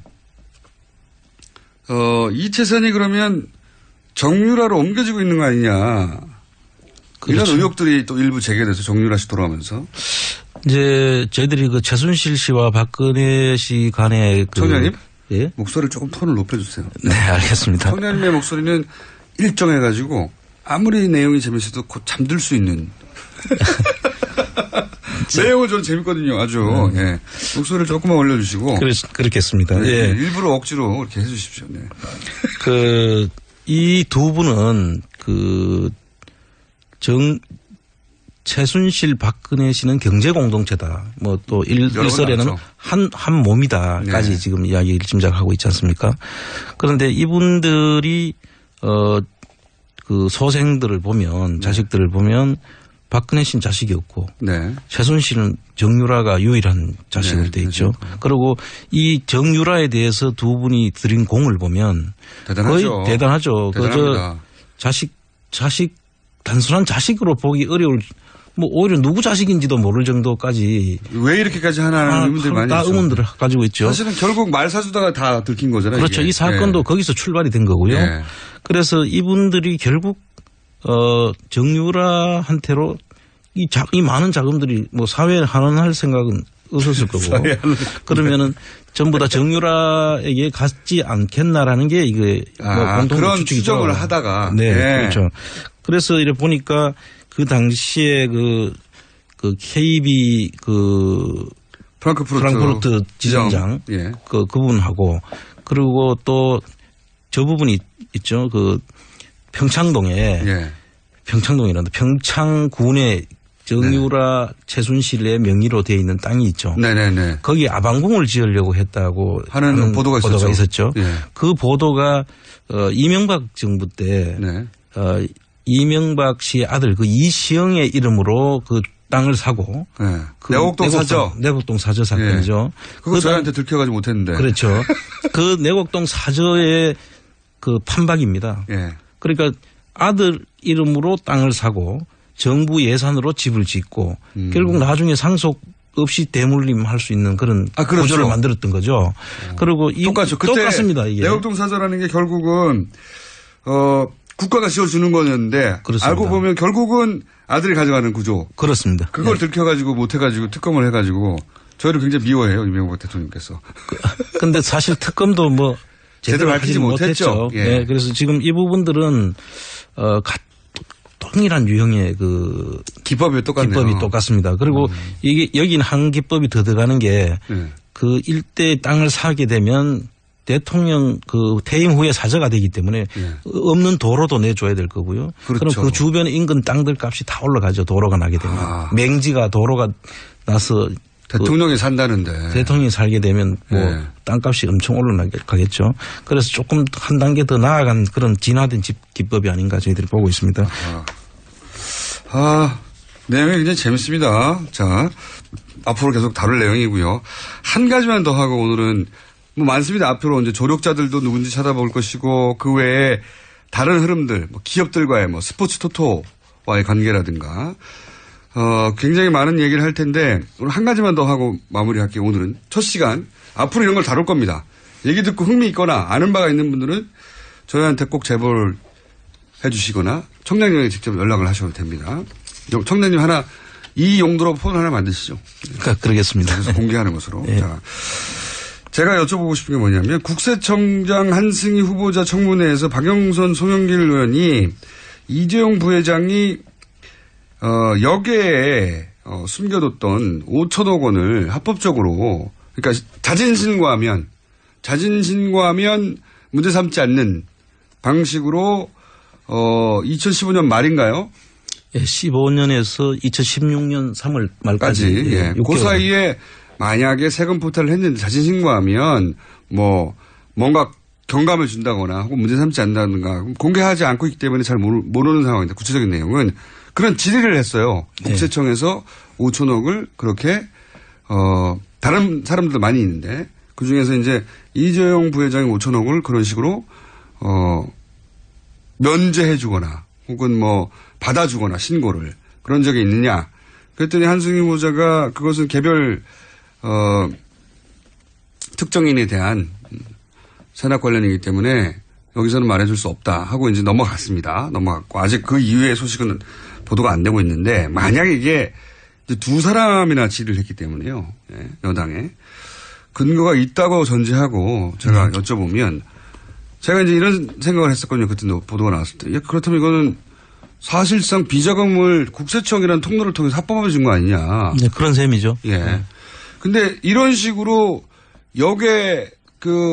역에서 탈세한 것을 국세청이 자진 신고만 하면 해결해 줄게 이런 적이 과거에 있었습니까? 국세청이 계셨으니까. 한 번도 없었죠. 그죠? 이게 최초의 일이고요. 그거는 잡아내는 거 아닙니까, 원래는? 그렇습니다. 이게 이제 이거 비슷한 내용으로 있을 때는 국가 거의 비상사태, 예를 들면 IMF 환란 때 기업들이 이제 인수합병을 하고 구조조정을 해야 되지 않았습니까? 그럴 때는 뭐 은행하고 이해관계가 서로 상충될 때 뭐 경제개혁은 경제개혁은 아니고 지금 그 부총리, 경제부총리, 그리고 기획재정부 장관께서 이거를 그 은행장들이라든지 관계인들을 전부 모아가지고 이거는 우리가 이렇게 법상은 이렇게 돼 있지만 청장님 목소리 좀 톤 높여주세요.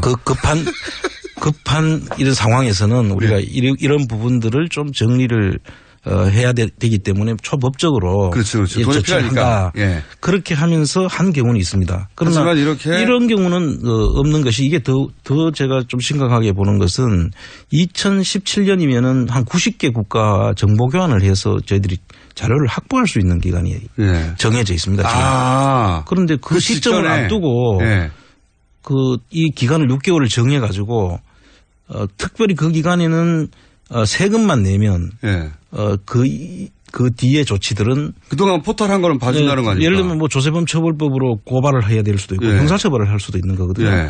그리고 또 뭐 그 자금 해외로 보내는 경우에는 그 외환거래법 위반도 문제가 될 수 있고요. 말씀의 요지는 이거네요. 2017년이면 들킬 뻔했던 것을 2015년에 자진신고하면 봐줄게라고 하는 이례적인 방식으로 합법화하는 창구를 열어줬다. 이렇게 해석할 수 있다는 거 아닙니까? 제가 볼 때는 이제 그렇게 상당히 의심이 되는. 진짜로 그런 식으로 5천억이 들어왔다면? 근데 지금 이제 그날 또 확인은 안 해줬죠. 안 해줬죠. 이재용 씨는. 아니다고 말하지도 않았고 이제 NCMD를 했는데요. 다만 이제 제가 볼 때는 꼭 그 사람만 한 거는 아닐 테고 뭔가 그 시간에 뭐 그렇게 쫓겨가면서까지 할 필요가 없다 저는 그렇게 보는 것이고요. 그런데 이제 저희가 이 시간에 언급하는 이유는 뭐냐면 그렇게 이례적으로 국세청이 조세 포탈한 것을 이렇게 봐주는 그런 기간을 만들었다면 혹시 그 기간이 최순실과 그 삼성 간에 이런저런 딜이 오가는 기간인데 혹시 이 딜이 패키지 딜 중에 하나가 아니었을까 하는 의문을 가지는 거죠. 그렇죠. 그때 당시에 미르 재단이 설립이 된 것이 2015년 10월 27일로 제가 기억을 하고 있거든요. 그런 시기에 2015년 10월 1일부터 2016년 3월 31일까지 6개월간을 자진신고 기간으로 했는데 자진신고제라고 이름을 붙이는데 사실 제도는 계속돼야 제도죠. 그렇죠. 원포인트로 그냥 하고 마는 거고 이 뒤엔 절대로 안 된다라고 하는데 그리고 또 2017년도에 와서는 금융정보 공개 서로 교환을 할 수 있도록 협상이 이루어져 있는 상태에서 이걸 급하게 이렇게 할 이유는 없죠. 오늘 여기까지 하겠습니다. 이상하죠. 자, 쇼미더머니 앞으로 이런 주제들을 오늘은 겉핥기만 한 겁니다. 심도 있게 다뤄서 결국은 은닉된 재산을 다 찾아낼 때까지. 그 사이에 목소리 톤을 높여주시고요. 노력하겠습니다. 제2의 폰도 자비로 마련해 주십시오. 알겠습니다. 자, 오늘 여기까지 듣겠습니다. 지금까지 안원구 전 국세청장이었습니다. 대구 국세청장이었습니다. 감사합니다. 감사합니다. 또 떨어졌어. 너 또 입사시험 봤어? 아니, 차량용 핸드폰 거치대 말이야. 여러 개 사봤는데 실패의 연속이야. 떨어지고 시야 가리고 운전석에서도 멀고 뭐 좋은 거 없을까? 싼 것만 찾으니까 그렇지. 제대로 된 거 하나 사서 편리하게 쓰는 게 더 낫지. 그런 게 있어? 그럼 있지. 1, 2, 3 할 때 2. 힘 세다 할 때 힘. 2 힘. 2 힘? 2배로 힘이 세다는 건가? 네이버 검색창에 2 힘을 검색해보세요. 우리 주변에는 많은 슈퍼맨이 있습니다. 바로 공익 제보자입니다. 하지만 그들에게 세상은 따뜻하지 않았습니다. 조직을 저버린 배신자로 대했죠. 고맙다는 응원 한마디 듣지 못하고 어려움을 감내하고 있는 슈퍼맨들에게 이제 우리가 감사를 전해야 할 때입니다. 시민사회 지지 캠페인 어쩌다 슈퍼맨에 기부해주세요. 아름다운 재단.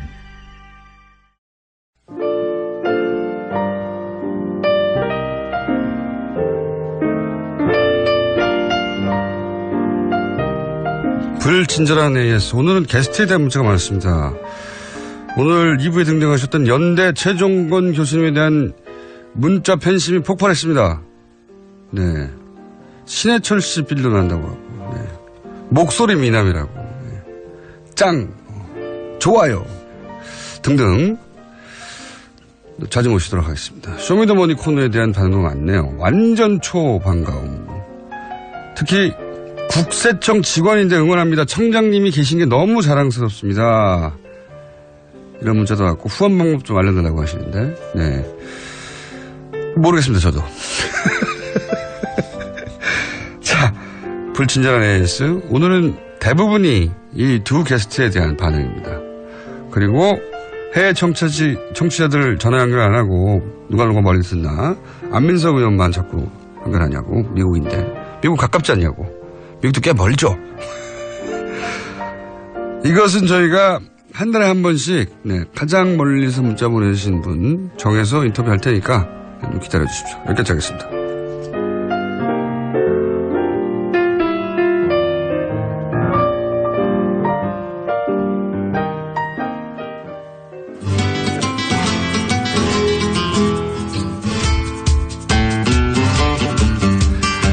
인기 코너 까칠한 미식가 황교익 마칼렘스트.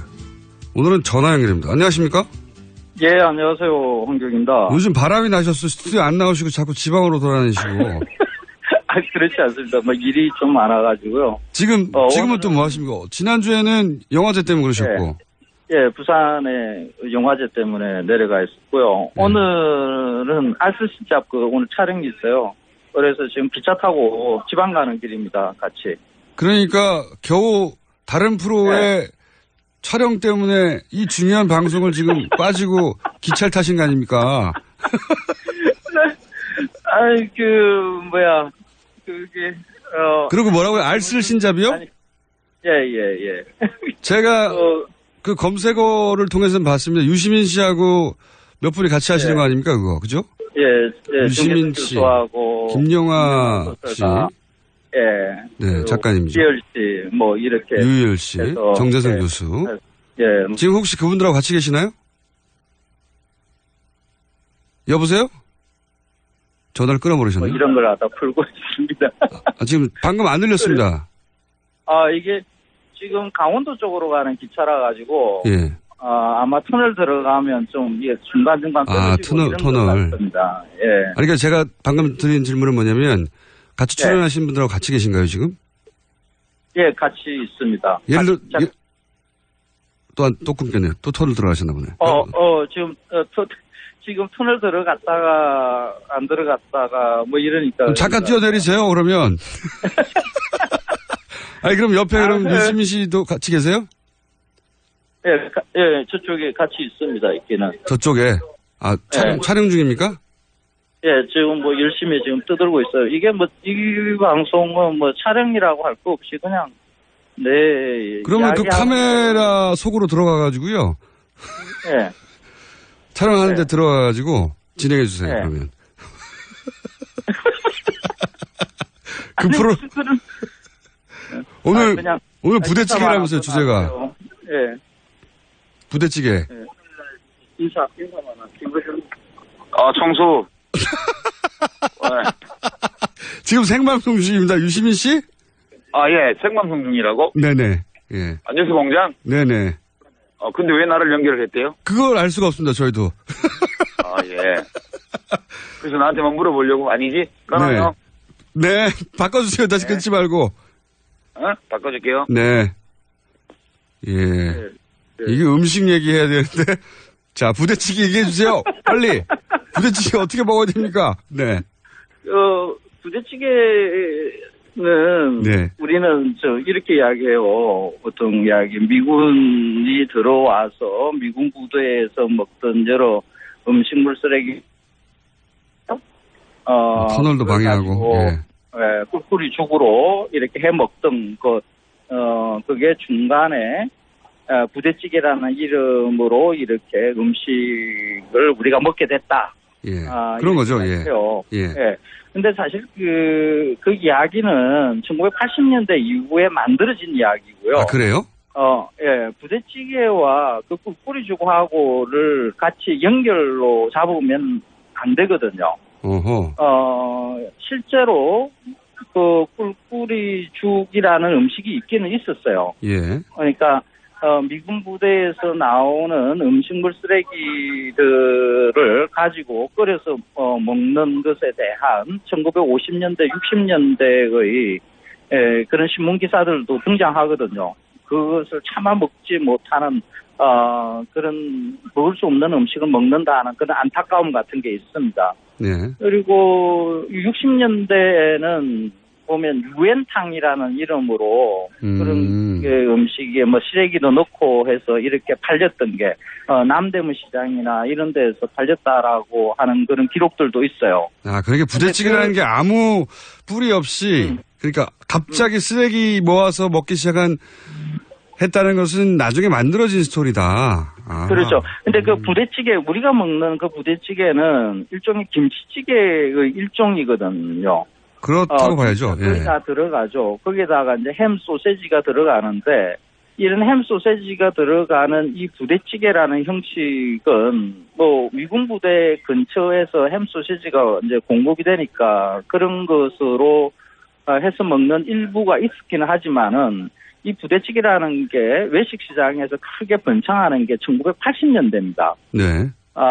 이 1980년대에 이 햄과 소세지를 넉넉하게 공급하는 일이 만들어지거든요. 네. 그 이전만 하더라도 우리는 햄 소세지를 국내에서 생산을 하지 못했어요.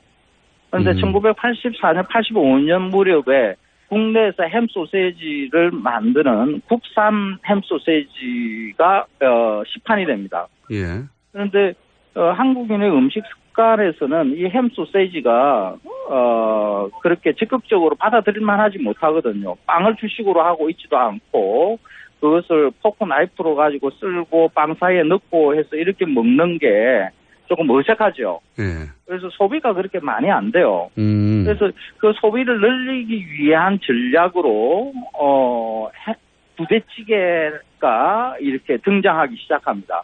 그렇군요. 국산 햄 소세지를 이렇게 소비를 늘리기 위한 방식으로 한국인들이 다 좋아하는 그 찌개 아이템에다가 이 햄 소세지를 넣는 방식을, 그리고 이 부대찌개라는 게 그냥 엉뚱한 것이 아니라 그 한국 전쟁 이후에 우리의 서민들이 즐겨 먹어왔던 그 음식의 맥락 안에 있는 것이다라는 스토리를 이렇게 만든 거죠. 아, 이게 그러니까 결국은 또 업자발 판촉 전략으로 부대찌개의 신화에 탄생했군요. 네, 그렇다고 봐야 됩니다. 그래서 그런 게 한두 개가 아닌데 계속 이 코를 통해서 많이 밝혀지고 있는데. 그래서 늘 그 부대찌개에 대한 설명들을 할 때 예전에 그 한국 전쟁 직후에 먹었던 꿀꿀이죽 이 이야기부터 끄집어 나오는 게 그게 맞다. 사실 그게 좀 불편해요. 꿀꿀이죽 이야기하는 게. 꿀꿀이죽을 예전에 우리가 어쩔 수 없이 먹었던 그런 경험들이 있지만은 지금의 부대찌개와는 완전히 다른 음식이니까. 알겠습니다. 예, 저기 구별해서 이야기하는. 알겠습니다. 구분을 해야 된다는 거 충분히 이해했고요. 시간이 다 됐습니다. 다 돼서. 예, 알겠습니다. 다 됐다고 아니군요. 제가 시계를 잘못 봤습니다. 오늘 엉망진창이네요. 예. 터널도 끊기고 막 유시민 씨 중간에 튀어나오고 유시민 씨한테 그런 식으로 튀어나오지 말라고 경고해 주시고요. 예. 자, 그러면은 꿀꿀이죽에서 유래됐다고 하는, 그리고 소위 말해서 부대찌개가 쓰레기 모아서 먹었다고 하는 것은 그 햄소세지를 처음 만들었던 업자들이 잘 안 팔리니까 판촉 전략으로 만드는 신화에 가깝다. 도시 전설에 가깝다. 맞습니다. 지금 우리가 햄 소세지를 먹는 방식을 보면 아마 부대찌개로 먹는 게 가장 많을 겁니다. 그리고 그렇죠. 햄 소세지 이런 돼지고기 가공품들을 우리가 많이 먹어야 되거든요. 돼지고기 소비에서 이런 가공품들이 뭘 많이 먹어야만 이 돼지 전체를 다 소비하는 좀 합리적인 소비가 될 수 있거든요. 그래서 이런 방식의 부대찌개를 통해서라도 햄 소세지를 많이 먹게 만드는 거, 이런 전략이 기업이 아니라 그 사회적인 측면에서 봤어도 긍정적이기도 해요. 그래서 그 이야기는 근원이 어디에 있다라는 것은 알고, 그렇다고 해서 이거는 무슨 순전히 기업 활동에 의해서 우리가 입맛이 조작된 것이다 이렇게까지 생각할 것은 없고, 부대찌개 맛있잖아요. 꿀꿀이죽에 그러면 계속 등장하는 꿀꿀이죽의 유래는 뭡니까 혹시? 그 꿀꿀이죽은 그 말 그대로요. 거의 돼지나 먹을 만한 그런. 돼지나 먹을 만한. 그 미군 부대의 음식 쓰레기를 그대로 가져와서 그냥 들통에 넣고 끓이는 거죠. 그렇군요. 그걸 예전에 진짜 먹고 살기 힘들 때 먹었다는 그것은 분명한 사실이고요. 그거 자체는 사실인데 예, 이렇게 연결할 일은 아니다. 그렇죠. 예, 이것은 엄연히 판촉 전략이었다. 그렇죠. 우리가 먹고 살만하기 시작하면서 먹었던 음식이다 이렇게 생각하는 게 바르다고 봅니다. 알겠습니다. 알습 신작 네, 오늘 녹화 잘 안 되길 빌고요. 예. 다음 주에는 스튜디오에 직접 뵙겠습니다. 감사합니다. 그래요. 고맙습니다. 네, 황교익 씨였습니다.